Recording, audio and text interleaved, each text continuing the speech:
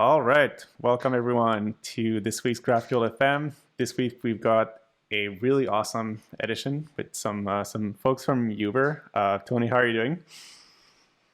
Doing pretty well. Can't complain. Here I am. Excited for this chat. How about I'm really excited too. It's a crazy week. We've got the GitHub Universe going on right now. There's GraphQL Galaxy going on as well, and then there's this chat as well. So I'm really excited. So we have two guests.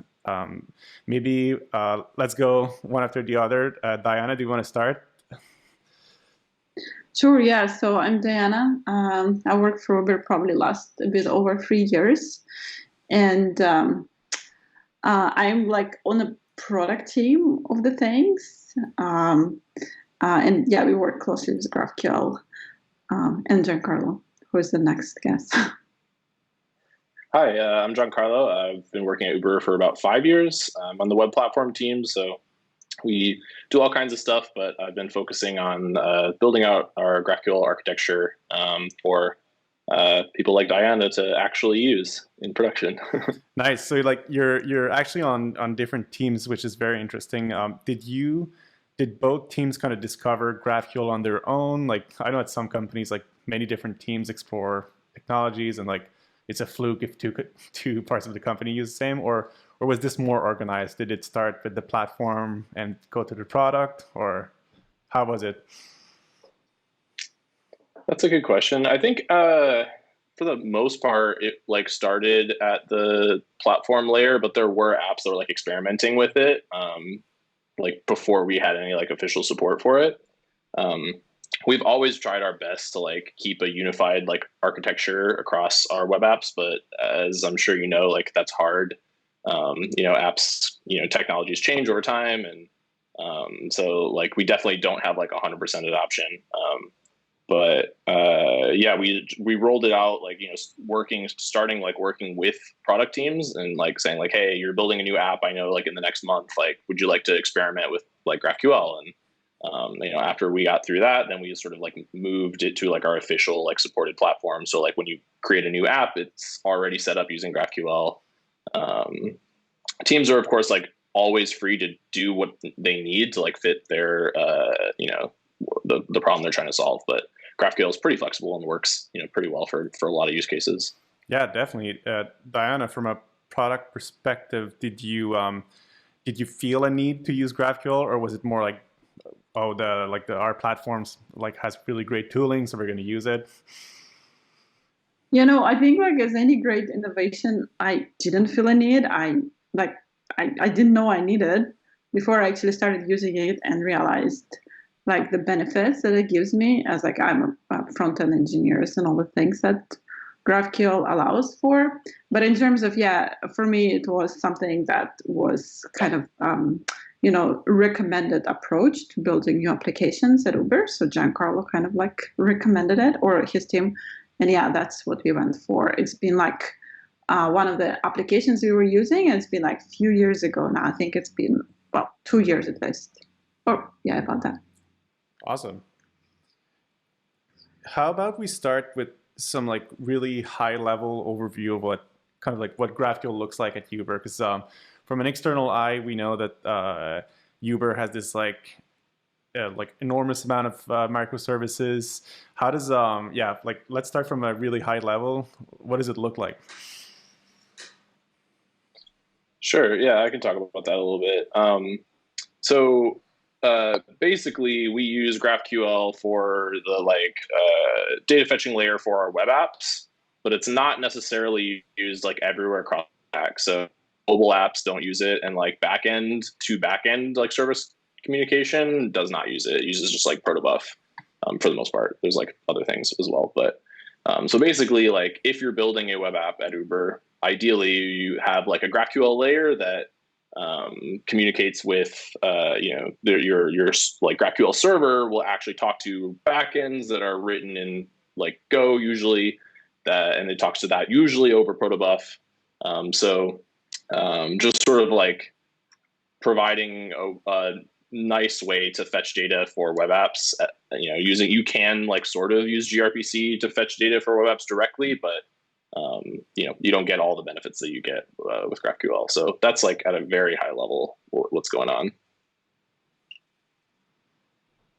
And Uber is the architecture is just like many services, like many small services that are kind of grouped together. And they don't know anything about GraphQL. Is that correct? Yeah. Diana, you want to talk a little bit about just like the microservice? Yes, I think the official number, at least the last time they counted, was like 2,500 microservices, about that. And that's a lot. And, like there is multiple, like Uber is a big platform. We have a lot of like products as well, but still it feels like, something went wrong in how the company, I mean, not that wrong. That's probably what allowed company to scale that quick and hire that many engineers that they did when we need to grow that much. But yeah, eventually in terms of this microservices architecture, I feel like in general, on a high level, company recognizes like the sheer volume of it kind of slow down like the development and a lot of things that Uber has to focus on right now. Yeah. And there's certainly there's a blog post that I think been written in May or something by Uber engineers that they propose like domain-oriented architecture for microservices, and there's some other approaches like to similar problem, I think, in general. But just this like flat microservices architecture kind of allowed Uber to scale, but certainly hits a limit. And I feel like a lot of the companies sort of like faces this issue as well.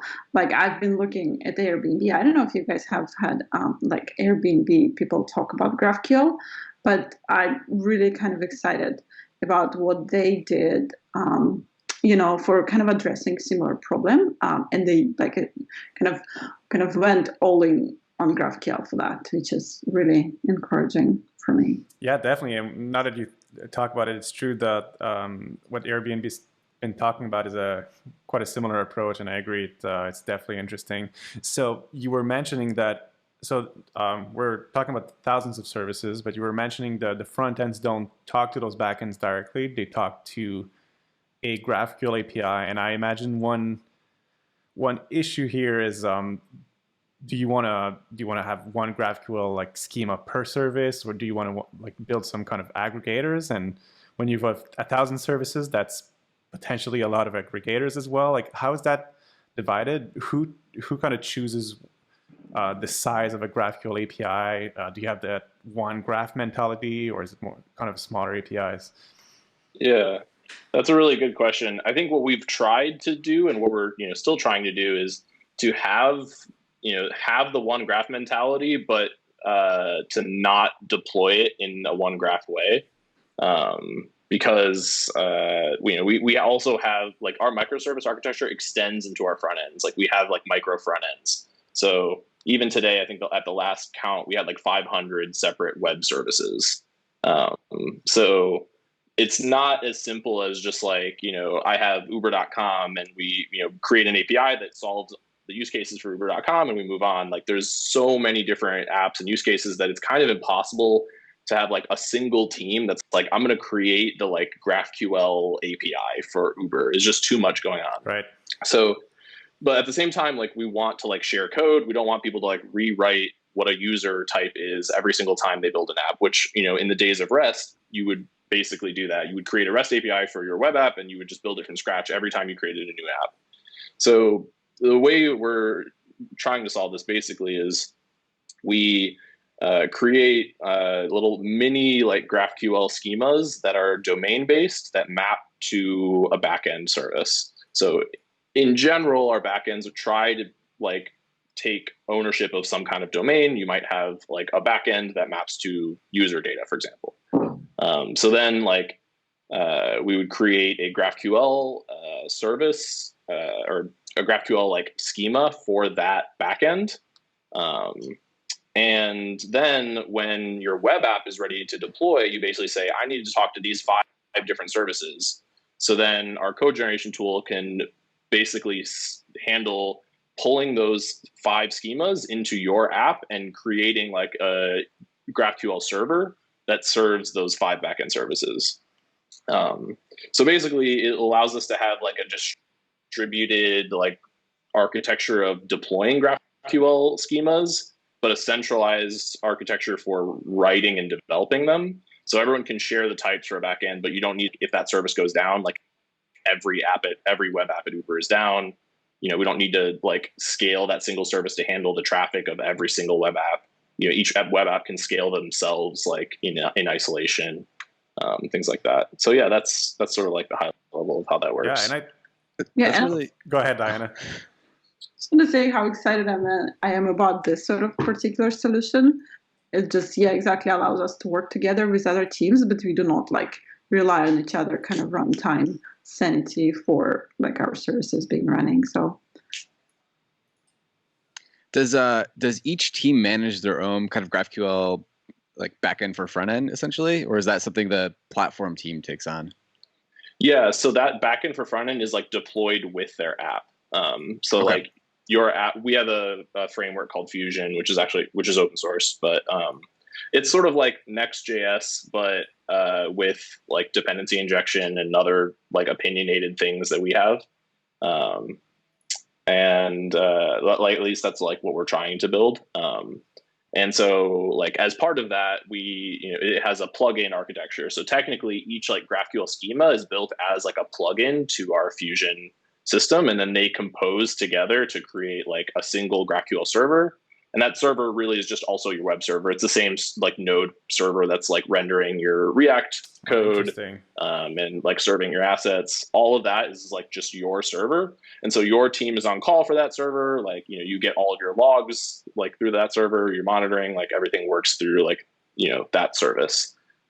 I find like that's really the mind-blowing part. I like you achieve like decentralization of the schema, but in the end, like at runtime, you're still dealing with one like simple GraphQL server. If it goes down, not Uber entirely is going down, only that server is. Yeah.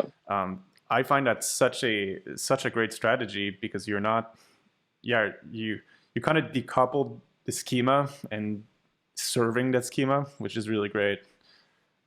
That's awesome. Yeah.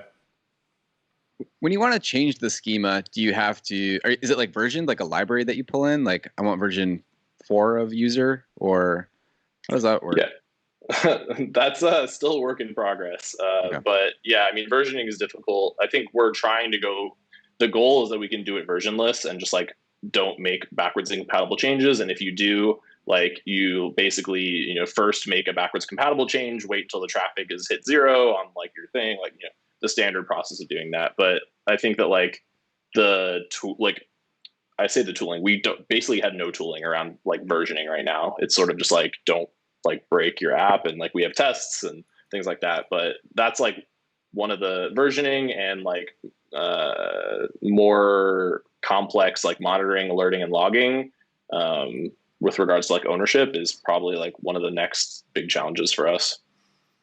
Do you ever get into maybe that's a good question for Diana. So you're using the system for your product, is that right? yeah. Do you ever get into issues where maybe your team needs to kind of modify a schema that is shared? Do you get into like contention with like shared objects, like maybe a user where certain parts of the user like get really overloaded with different products concern, or is that something that goes pretty well in general? Well, I don't know if it goes well. I mean, I think it's certainly a pain, like, right? So we have any changes to this common kind of layer that's used by other apps is quite a process. You know, we sort of in a monorepo, so a lot of tooling are built for that. So like all of the apps kind of built, if I'm making a change, like all of the apps that using this particular kind of part of the schema is like being rebuilt in like unit tests run. And I think this is a really cool part because like our schema is sort of organized where everything like is a node or an edge. And like as Giancarlo said, it's like kind of store, it's like kind of maintained as a library, so it's one huge set of things. But when you are needing it in your particular web app, right, you kind of cherry pick whatever nodes and edges you need for this particular one. So it's very easy to create, like, if this node is changed, you have to like rebuild this service. So the dependency is pretty straightforward, or at least I don't know if it's straightforward, but it works pretty well. And yeah, so like, but in terms of like breaking changes or anything you want to do like majorly to a schema, yeah, it's I don't know if we have run into really big kind of migration stories like that yet, but yeah, it's like anything that touches, you know, any API change that touches a lot of web apps, it's, you know, you don't want to deal with that. Yeah. So yeah, that's what we do. No, yeah, Yeah. go ahead. Sorry, just to add to that, Diana had mentioned like nodes and edges. Diana and I were just talking about this the other day, and like ways to like conceptualize the architecture we have. And something that we hadn't explicitly touched on is like when I was saying like, you know, the one-to-one back mapping from like, you know, some backend that covers some domain has like a GraphQL schema. That's like a node in our eyes. And then we have edges, which are like if you're trying to connect types between two things. So for example, like a user could have a list of trips that they've taken, and trips comes from one service, user comes from another. Like, where do you put that connection? So basically, we have this concept of like linking, where it's like another plugin that says I'm linking the types from this API to this API. And so you can, in your app, you could pull in user data and trip data, but not the link. You could pull in only trip data. You could pull in users and trips and the link between them. Totally dependent on like, you know, the complexities and the you know, needs of your app. Okay, that's really cool. Like, are the links defined in the same monorepo? Like, are you validating that the links are? I guess like my main question in general is in the monorepo is there something checking that everything together forms a valid schema, or is that only validated kind of at pull time when you're building that server? Yeah, that's a great question, because right now it's currently like only validated per app, and the thing that I'm actually working on like next week is like basically making it so that it's valid across like every possible combination, right. Or basically if you just put everything together, because we already have like some types where it's like, you know, the type name is like a little bit generic and it means something different, but it's used in two places that are never hooked together. Yeah. So like eventually that'll break. So there are like things like that is like, you know, improvements that we need to make along the way. But that is like the goal is that, you know, when this work is done, then we'll have that guarantee. And also we can have cool things like, I don't know, maybe Diana, you want to talk about what we talked about, like having the like single graph for like development. Oh yeah, but I guess the idea is just to like take this whole thing and you know, deploy it as a thing. You probably don't want to use it in production, but you are able to just run test queries and put experiments based on it. But I think what I'm also really like looking at this, because we're sort of building this connected graph at the monorepo of web app use, which is probably not the kind of entirety of Uber's microservices, but a huge chunk of it. And like I see what Uber itself and microservices layer also trying to do similar kind of a way, you know, when they're trying to, like, as Giancarlo said, like group services into domains, like on the micro services layer. So like have like a user that underlies like whatever 5-6 microservices. And what I see is that what we do on GraphQL in general provides much better capabilities and tools just for this particular you know, task, because on gRPC and protobuf, it's being like procedural, it's kind of like, you know, it's kind of just making all the work a bit hard from my perspective. But yeah, I'm pretty excited that we're kind of trying it on like this limited, but big scale, but limited, to see that, you know, it could maybe potentially could scale further. Absolutely. Like one that's very interesting, the development schema part, because I can imagine it being pretty hard to know what parts you need if you can't play around. So like I can definitely see some kind of graphical where you play around with queries and ask graphical, like, tell me which parts of the schema I need, and you get that after. That's really cool. My like long-term goal for like what the development process would look like is just that like in dev you build your app, you're running your app against like the fully connected schema, and then at build time we basically prune out like anything that's not used by a query in your app. Yeah. So it's sort of like the opposite of what we have today, where you pick the things. I want to flip it eventually, but that's going to take obviously like a lot of work. But eventually that would be really cool. Yeah, that would be a really cool idea. So that's kind of like the schema part of things, but we haven't touched the runtime part of things, like the resolvers and everything. Is that all kind of manual, or is there some automation of like this type needs to be resolved by this gRPC, or like this anything that uses protobuf call? Yeah, so this is actually something that Diane and I like discussed and like argued about for a really long time, and I think what we ended up coming up with was like a really great like merging of our perspectives that seems to work well. But basically, doing a perfect one-to-one translation of like gRPC to GraphQL is really hard, like arguably impossible, just because there are types that exist in protobuf that just don't exist in GraphQL. And then it makes things a little more complicated that like we also have thrift services and like HTTP JSON services, and it's not all protobuf, even though we're moving in that direction. So we wanted a way to like help teams like when it is like a one-to-one or very close to a one-to-one like translation. We want to help them so they don't have to write out all these types, but at the same time you want to have the flexibility to like change them and build the GraphQL API in a way that makes sense. So basically we have like a code generation tool where you run a command and you select the service that you're working with, and you can pick like a gRPC or thrift endpoint on the service, and it will generate the types only for that endpoint, or only that are used in that endpoint, and it'll automatically like add them to your schema. And then you can like your schema file is like not a generated file. We're just like code modding your schema effectively. So then you can go into your schema and like make any adjustments you might want to. For example, like you might want, like if you have a really common adjustment is like if if protobuf, everything is optional by default. So if you get like a array that's optional, you might want to like make the array required, because it's really easy to just say like, I'm going to filter out null elements in my array, and I'm going to make sure that if the like result is null, I at least have an empty array, and now it's easier for your clients to use. Like that's a pretty simple adjustment you can make.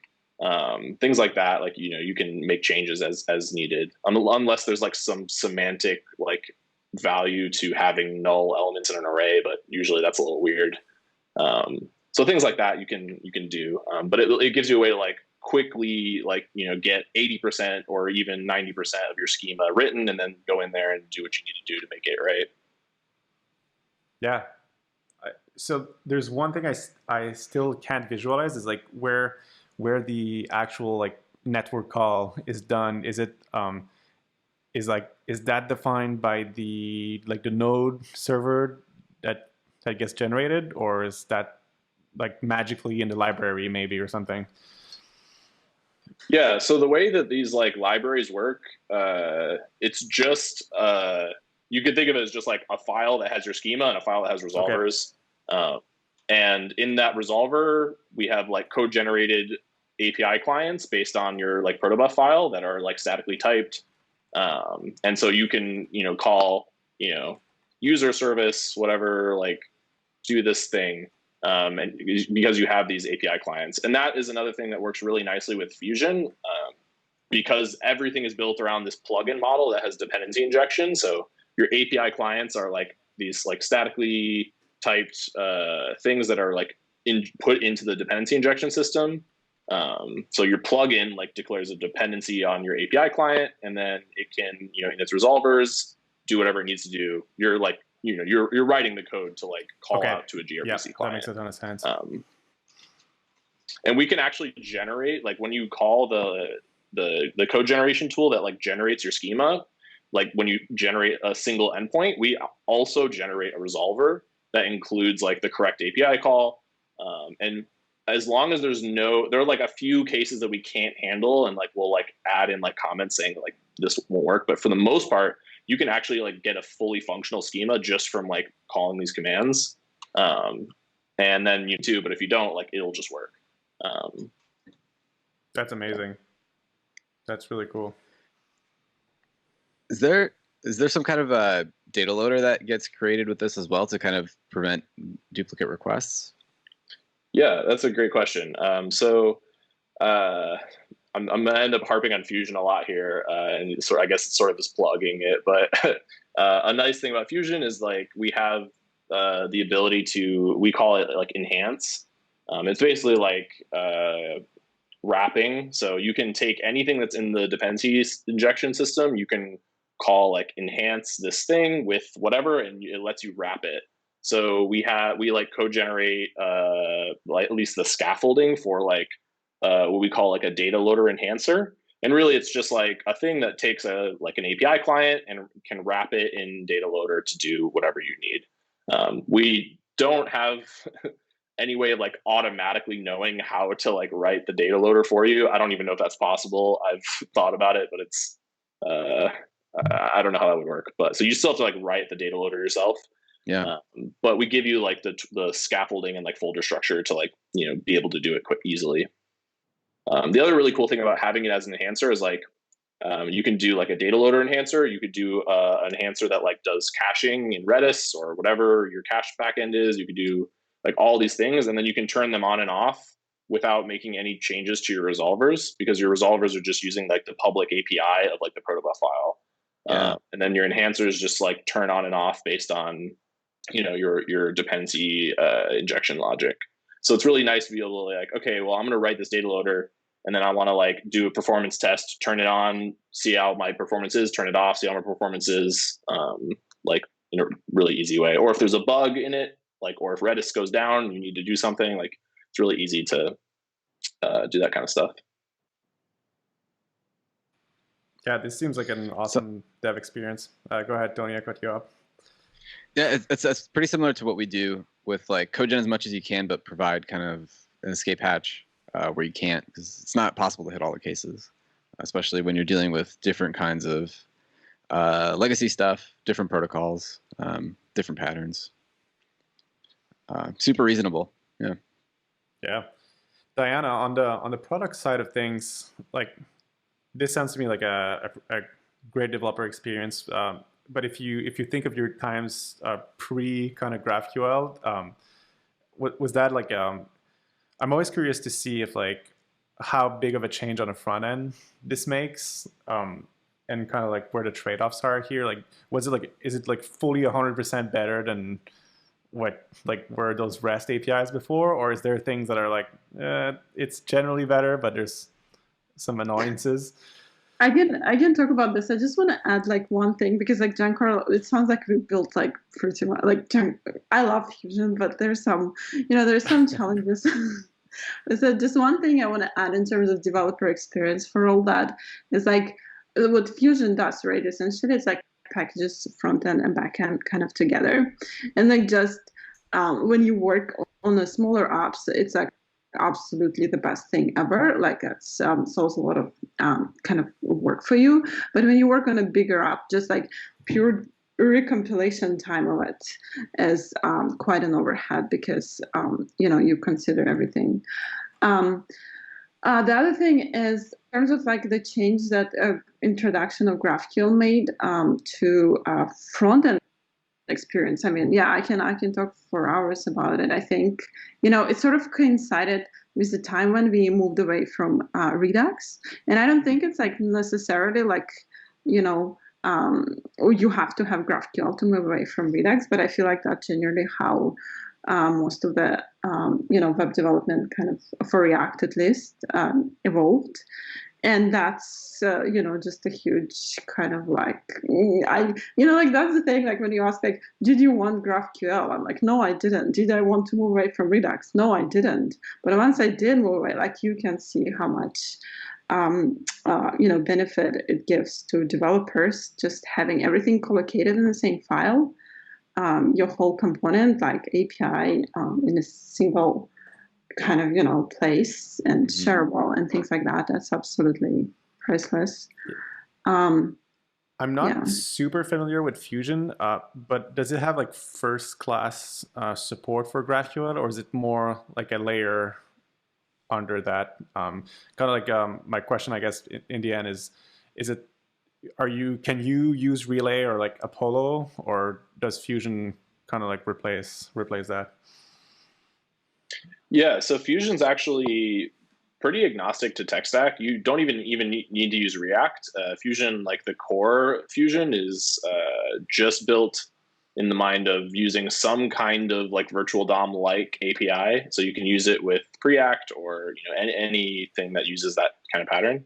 And then we build like plugins that like add support for various things. So there's like a plugin that adds support for GraphQL using like Apollo, but you could build one that does it with Relay. For the most part, it will work with like any tech stack that I've seen. We used to use it for React and Redux, and then we switched to GraphQL, and that worked pretty well. So yeah, I mean, as much as I'm plugging Fusion, it's opinionated, and it does things like in a way that a lot of people might not like. And like, to be honest, probably for most like people, if you're doing a side project or if you're like a startup and you have one web app, you probably are better off using like Next.js or something like that. But if you're like doing like enterprise development and you have like, for example, a monorepo, and you need like a consistent way of providing abstractions and like hooking things together, I think Fusion really excels in that regard. I think the things that Fusion struggles with right now is like the compiler part of Fusion is sort of, I think, is a little bit behind like the alternatives of like Next.js. Like the out of the box features you get from Next.js, the compiler, are really awesome, but we're working on catching up. We're adding like ES build support right now and doing things to make it faster. But yeah, I mean, it's a thing that like if you like dependency injection and you want this type of like structure, it might be right for you, and it might not be if you're not looking for that kind of thing. Yeah, that makes sense. That makes a ton of sense. So Diana, you were mentioning like the collocation, which I agree is such an awesome thing. Do you get that from using Apollo or Relay, or did you build something that allows you to collocate that? Oh no, we use Apollo. Yeah. Okay, cool, awesome. So I guess because you generate like a node server, a valid GraphQL node server, you don't need any kind of like specific like Apollo plugin for what you've built. Like you don't need any like federation directives. It's just from the perspective of the client, it's just a GraphQL API, right?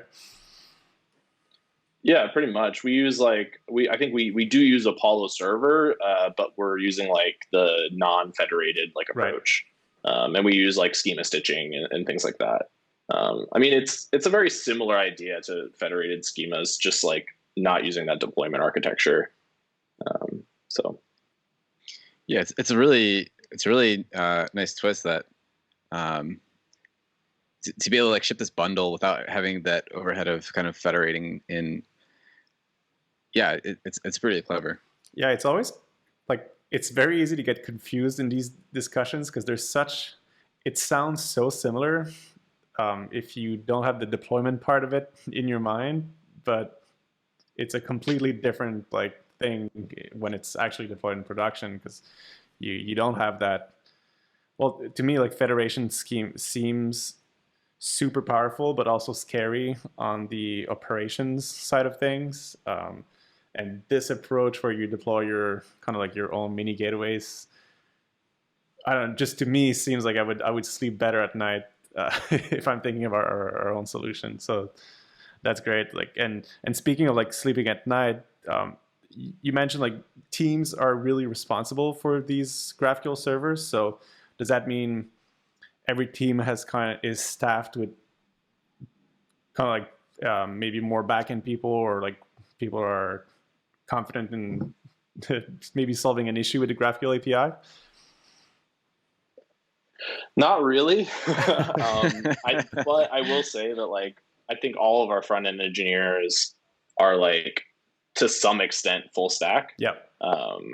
Like every front end engineer at Uber like can write server side JavaScript, and that's really what you need to be able to like deal with debugging your GraphQL backend.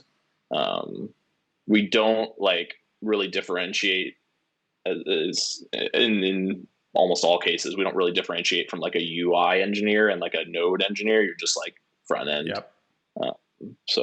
But I will say like this is both one of the, depending on like your frame of reference, I think the monitoring and like ownership model that we have is both like a strength and a weakness of this approach. The weakness here really is like if there's a problem with one backend or like the backend schema for one backend, and 10 different apps are using that, potentially 10 teams will be like woken up at night, and all of them looking at the same problem. So like that is like a potential downside to this approach. The upside is that like, well, if it's only affecting one like query and that for that backend, and that query is only being used by one app, and even though 10 apps are using like that schema, only the team using the query that's affected will like have to like have an impact. So there's definitely pros and cons here. I think like this will be one of the next things we have to figure out is like how can we improve this ownership model, because we do currently have like owners of each plugin, but they're only owners in the sense of code review. They're not owners at runtime for like on-call shifts. So yeah. Yeah, and I guess that's actually like the biggest kind of like this balance, right? Because you sort of like own code review, but like a runtime is completely different story, right? That's exactly what Giancarlo said, but that's a huge point. Yeah. Ownership is tricky. I think no matter what you do, when you have enough people working on something, it's going to be hard to figure out exactly who goes to what, and especially in an automated way. It's something we deal with too, even though we only have a one graph. I guess slightly easier because you only have one place to look, but rather than like 10 teams getting paged. But we did spend a lot of time trying to convince people that like just because there's an error in GraphQL doesn't mean it's because of GraphQL. There's something underneath it that we should look at. We have this major problem as well. I'm curious if you also have that problem where it's like deciding whether it's a GraphQL problem or one of those thousands of services that's having an issue. Does your framework have anything to kind of detect that? Maybe some of those plugins, or is it more complicated than that? Not really. I mean, we use like the monitoring and like alerting system. The monitoring like metric system we use is M3, which is open source. And I really do think it's like the best like monitoring like system that I've used as far as like the level of detail that you can add to like your metrics, as opposed to like if you're using like StatsD, for example. The way you can do like tagging and stuff with M3 is really, really nice. That said, like it's still just like a really hard problem. Like you don't want to just ignore errors from your backend, right? Like you want to know that like something's going on. But at the same time, if it's just your backend failing, there's nothing you can do other than like ping your backend team. And so I think it's a balance for each app, just figuring out like, how frequently is this happening? If I'm getting paged all night every weekend because my backends are failing, like you might need to like just, do something where you like, get your set those to warnings or something, right? Or like, yell at your backends. But I don't know the solution to this, honestly. It's tough. Yeah, and especially I guess this notorious problem, because like every issue looks like GraphQL problem, right? Like the user, it looks for it's like something wrong with GraphQL, and that's what you get if you get it from the user. So yeah, that's part happening. Yeah, definitely. It's such a hard problem. In as far as like I assume like for a company like Uber that has like thousands of services, there must be a lot of work put into just like resiliency in general. Like if one service goes down, kind of like avoiding the whole thing to fall down. Do you do you take care of anything like that in the GraphQL layer itself, or is that such a solved problem maybe at Uber that this is done at like at a lower level than the GraphQL layer? Well, I mean, we want to try and certainly make sure that like an error in your resolver is not going to crash your service. Yes. And I think like the addition of async await has made that like significantly easier, just because like, you know, way back in the day when you were doing everything with callbacks, like if you like screw something up somewhere and like you haven't like, you know, propagated the errors back correctly, you can just have like an uncaught exception and like your service is just like toast. So the ability to just like, you know, have like async resolvers and like, you know, you just try catch. But like outside of, you know, that very basic, you know, error handling, there's not like a ton that we have to do here outside of just like the way we designed our architecture. Like, you know, because obviously there's more errors than just like, you know, an app like crashing. Like you could have a memory leak that's like impacting performance, or like you could have, you know, high event loop lag because of like high CPU usage in like a certain resolver. So have it like, you know, because of the fact that we have like each micro front end has their own GraphQL server, issues that like may be caused by one micro front end like have no ability to impact any other micro front ends GraphQL server because they're separate servers. So I think that was like a pretty important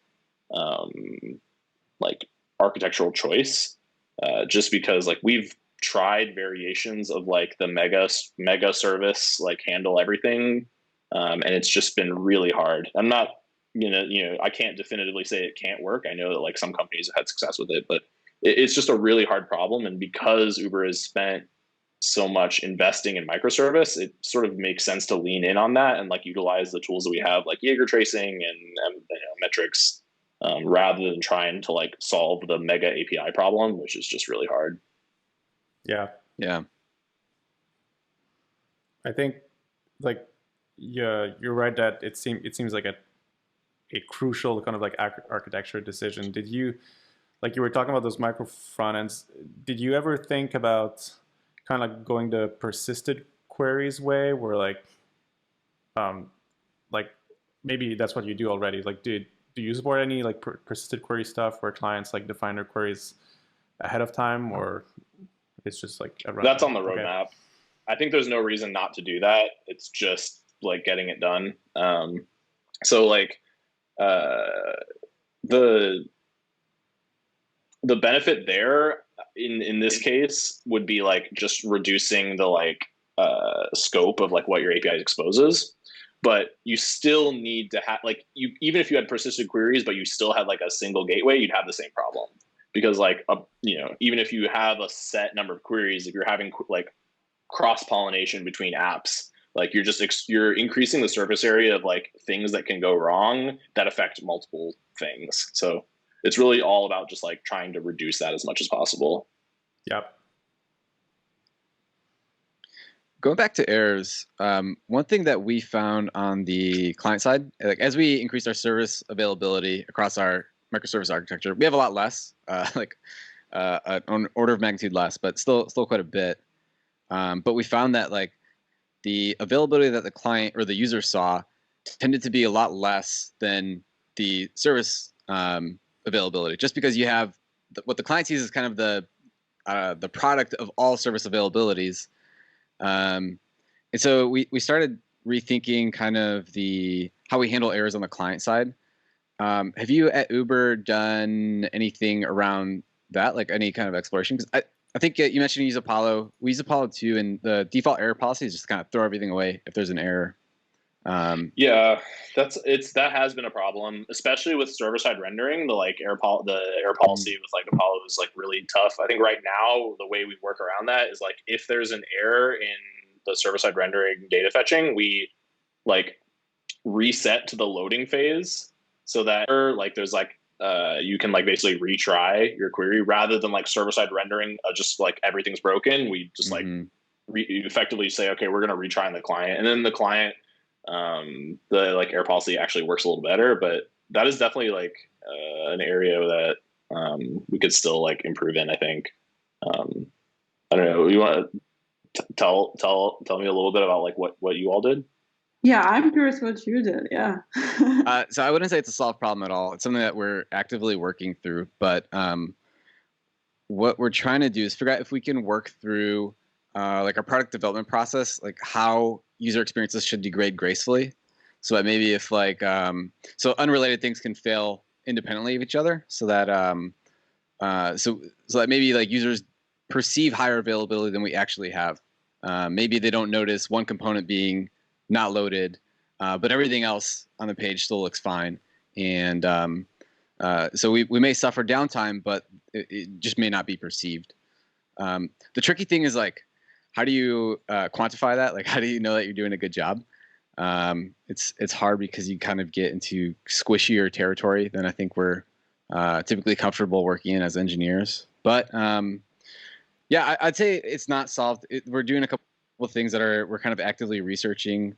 For example, we're in our client automated test framework. We are working on like flipping services on and off, kind of like a Netflix like chaos mode type stuff, but only in a simulation way. Now I'm actually turning the service off and seeing like what comes back on the response, and if and that gives the client developers more information about like, oh, we probably could check for this and not render this instead, and then render the rest of it, and kind of see what's important to handle and what we can get away with just throw it out.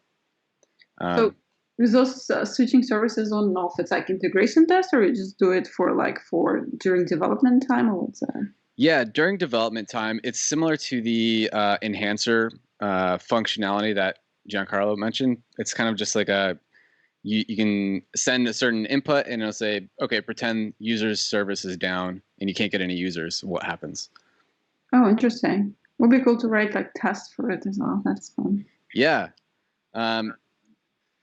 Yeah, so that, I mean, that's where we're kind of, it's still kind of a to be seen thing, but it dawned on us like once we kind of, you get kind of diminishing returns as you go higher and higher service availability, and especially in a microservice architecture where you're pulling from many, many services that have an upper limit. So then we try to think about like, what can we do on the client side to kind of paper over some of those issues? Yeah. Especially with really GraphQL. Cool. I'm definitely going to steal that idea. I really like it too. Yeah, totally.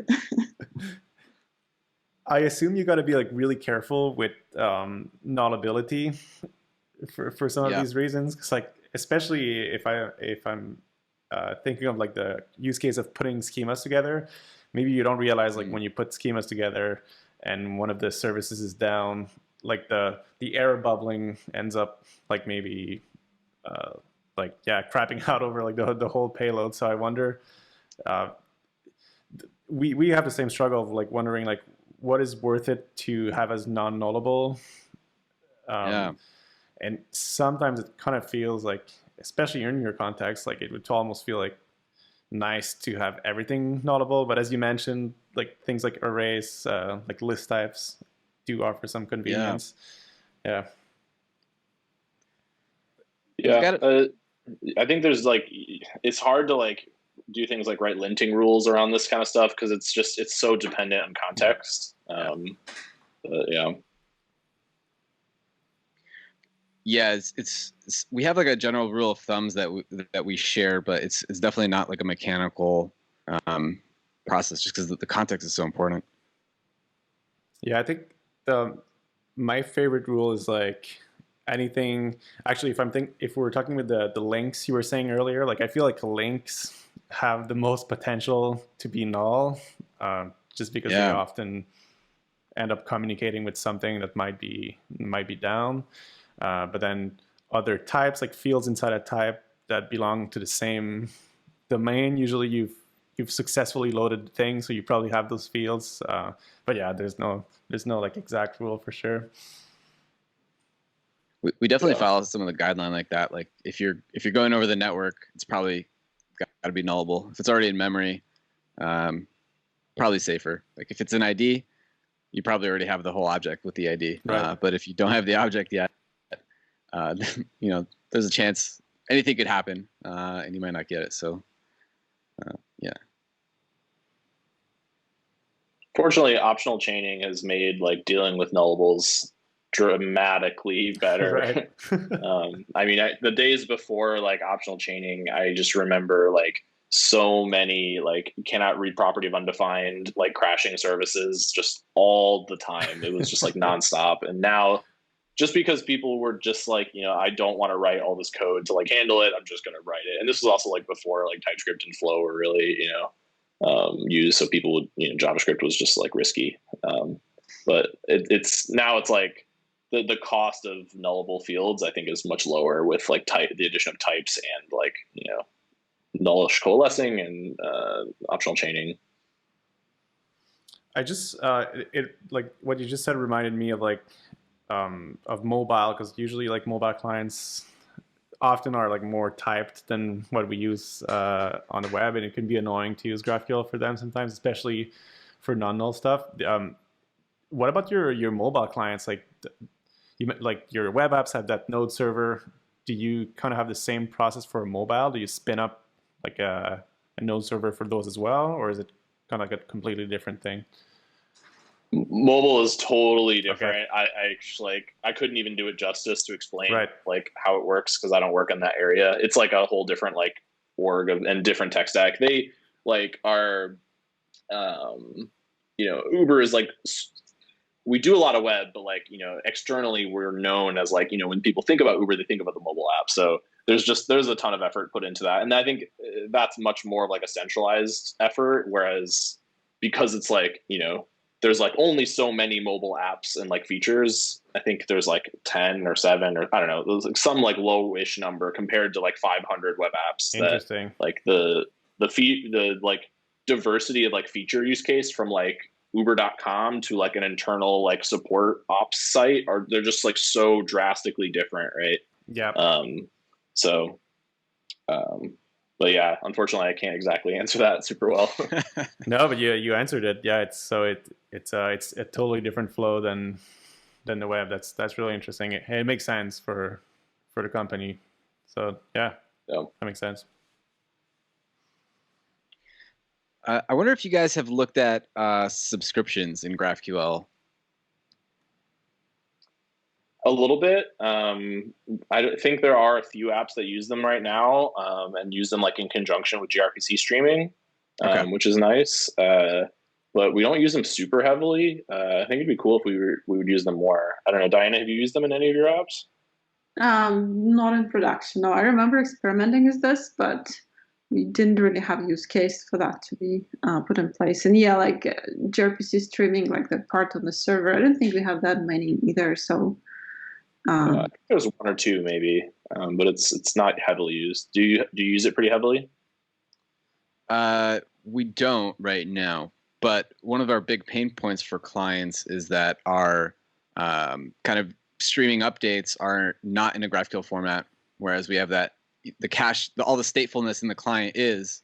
So we have to do a lot of extra work to kind of munge that into the right format, and it leaves a surface area for bugs. And so something we're very early in exploring and kind of wondering how it works at scale, given that it's like a stateful thing. Yeah, for sure. I think like a lot of it depends on like your infrastructure. So like having like a reverse proxy server that can like correctly handle it is going to be important. Also, like actually, I don't think sticky sessions would really impact it at all. But we have like Nginx is our reverse proxy, and like we go through a few other things as well. But I think like using like a WebSocket connection like works pretty well. Yeah. There's definitely some folks working on specifying GraphQL over HTTP, but also GraphQL over WebSockets as part of that same body of work. And I think it's pretty interesting. It's actually part of the GraphQL organization on GitHub. So yeah, something I'm keeping an eye on, but it does seem like the use cases are a little bit limited. Like there's always something you could do, maybe like polling in, or there's some other solution already in place that people have used. But what I think go ahead. Go ahead. No, go ahead. I was just going to say that what I think is going to be much more useful for us, and that I'm really excited about, is like using like deferred queries. Okay. Because I think there are like there are some streaming use cases, but I think like the majority of apps don't have that. But I feel like using the defer like feature to like preload some things on the server render, but like not everything, and like opt for optimizing performance. I'm really excited about that. That's been like on my like backlog of like looking into for a while. And Interesting. I don't know. Have either of you looked into using that at all? I absolutely agree. Defer is what I'm most excited about as well. I think like a pain that we've seen is like I was just talking about that yesterday in my talk. Is like one large query is nice at first. Like you're only making one query, but in an HTTP 2 and 3 future, like one enormous query, like for maybe our pull request page, is not necessarily like faster than multiple quick HTTP calls. So if we can use like an HTTP2 connection and have like defer, like do a fast first render and then defer some of the less important stuff on the page, that'd be really awesome. But in general, it seems like the answer for subscription for everyone is like, yeah, we're exploring. But as you said, like it's not as an easy decision as like, because GraphQL is just like request response. You probably already have web servers. You probably have already APIs. But subscriptions, it seems for most people, is like a bigger step. Like as you said, like, okay, what's going to be my proxy handling all these connections? Is my pub sub system ready and capable to do that? It's a big decision for sure. Yeah, we don't use defer, but we almost simulate it. But it's more of like a manual process. I think like we have like our clients would say, this is a high priority, load these things and queries and batch them up in a single request and do this. And then there's a second batch that's what would be deferred if you just had one single request. It's a lot more manual than just saying declaratively defer this, get this immediately. So I haven't spent much time thinking about it, to be honest, but it does sound really interesting listening to you guys ponder on it. Yeah, absolutely. Okay, so we're at the top of the hour. I don't want to keep you guys for too long. Giancarlo, Diana, is there anything you wanna plug, or where should we follow you, or anything? Yeah, go check out Fusion.js, I guess. Yeah. If you're interested in working on GraphQL at Uber, we have some positions open on the web platform team, so go check that out. I guess you could follow me, but I don't really tweet, so follow Marc instead. Yeah, same. I don't tweet. I just retweet whatever Marc tweets. So. Okay, well, then go work with those awesome folks. Definitely seems like you're working on very, very interesting stuff. Yeah. Tony, you got anything on your mind? Anything on my mind? My mind is almost blank, but no, it's been great talking to you. I love that we can do this still. I love talking about APIs and platforms and all this awesome stuff we get to do every day. So yeah, thanks for stopping in. I think this was a great chat. Yep. Thanks so much for having us. Thanks everyone. And I'm going to do one last shout out before we leave. GitHub Universe is happening right now, so go check this out. Nice. Thanks everyone.